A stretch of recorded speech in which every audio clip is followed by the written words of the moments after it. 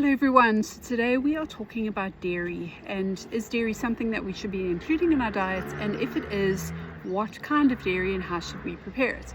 Now, I have always been very anti-dairy because I really believe that I was lactose intolerant, and I still do think that I have a certain intolerance to dairy, but I've really changed my thinking over the last few months as I've really sorted out what is the right way for me to be eating, and been reading books like the Biblio Diet and really following closely what are all the health experts saying out there, the people that I respect and look up to, and actually been a very similar message coming out lately around what makes up a balanced diet.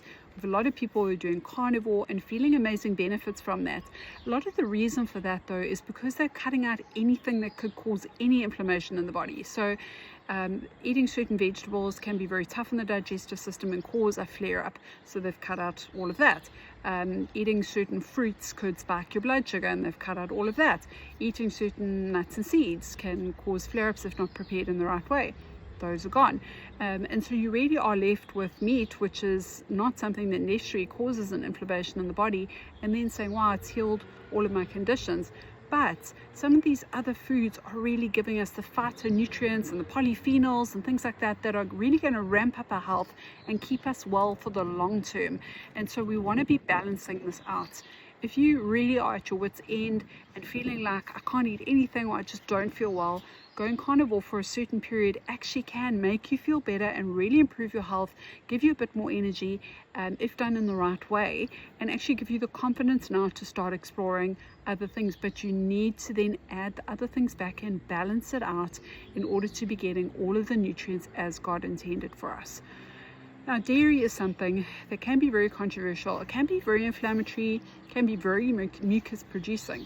But I think that's because we need to be eating the right dairy in order for it to work in our bodies. Okay, so what is the right dairy?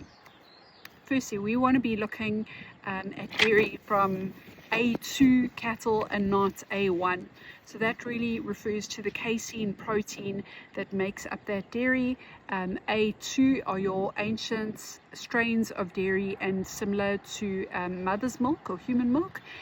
Whereas A1 is the more modern kinds and can be very inflammatory on the system. So that's the first thing.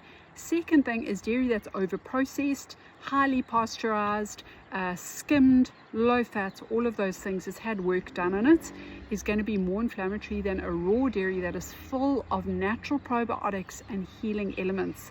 And so when we say dairy is inflammatory and can cause mucus and all those things, it's largely because we aren't eating the right dairy. So if you want to include dairy in your diet, it is a bit of a labor of love, but it is worth it.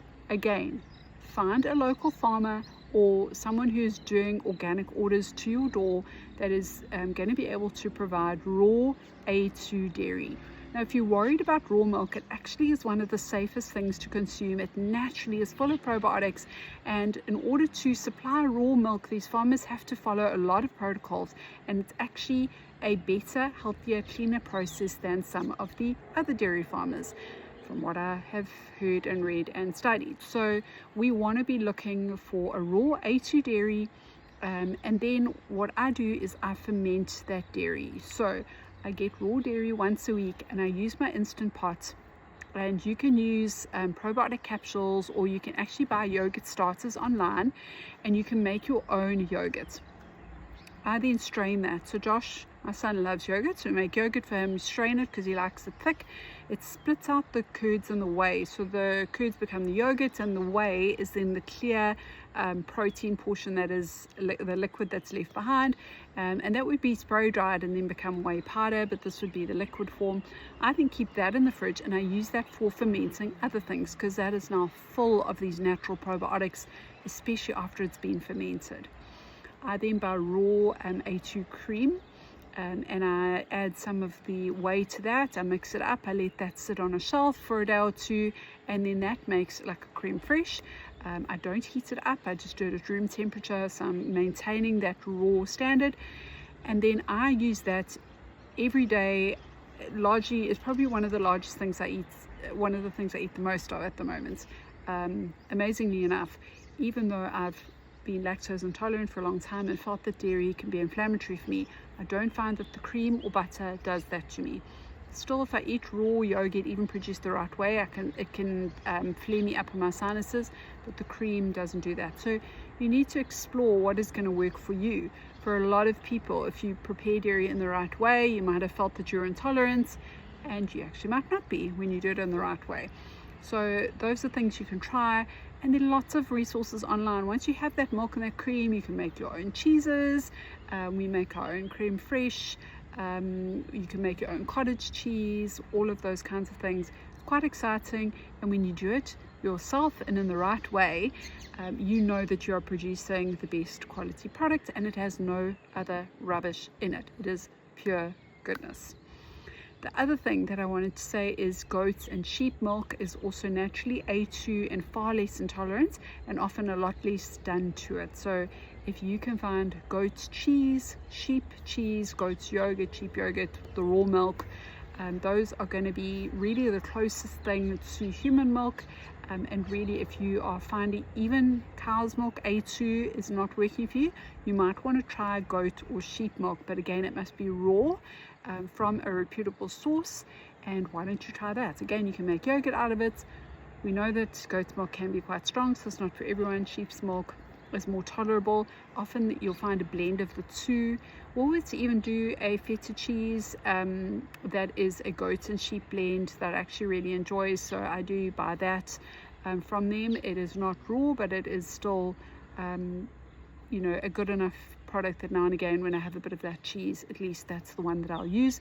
They also have a goat's cheddar. So some of the stores do have these products, so when you aren't making stuff yourself, that is a nice other option. So yeah, I hope that gives you a little bit of an insight around dairy and fermenting. Why don't you give it a try? Like I said, it's a labor of love, but once you get into it, it's actually really rewarding to be making your own foods, and you can get your family involved. So I get Josh now helping to make the yogurt, so he's learning certain things. He's now involved in the process of making that food for himself. He understands the process, he understands why it's so much better for him, and so he will carry that principle on into his life. So I'm really excited about that. Last thing I wanted to say on this is, like I said, I use the Instant Pot for making dairy. I'm going to show you that a little bit later in the week, but that Instant Pot I can use for all sorts of things. Slow cooking meats, pressure cooking meats, making yogurts and cheeses and all sorts of things. So it's a really good investment. They're not hugely expensive compared to other kitchen appliances, and you really will get your bang for your buck with that. So that might be something that you want to think about investing in. Hope this helped. See you later in the week. Bye.